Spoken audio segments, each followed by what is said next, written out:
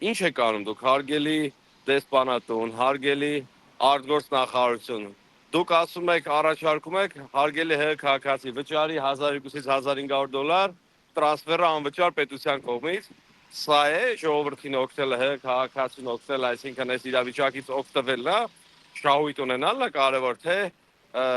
իրական ՀՀ քաղաքացու մասին մտածելն է կարևոր։ Աշոտն ընտանիքով է Դուբայում, 3 տոմս պետք է գնի, որ հայրենիք հասնի։ Այս պարագայում ՀՀ դեսպանատունը դարել է ավիակասա,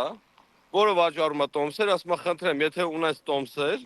ես քեզ կտեղափոխեմ, եթե չունես տոմսեր, դու մնա Դուբայում, ինչքան ուզում ես մնա, ինչ ուզում ես արա։ Իսկ ստեղ ոչ սնունդով են ապահովում, ոչ հյուրանոցի վճար են վճարում, ոչ մի բան չեն անում։ Ամեն մարդ իր գլխի ճարն է։ Սա ի՞նչ է նշանակում։ Սա նշանակում է, որ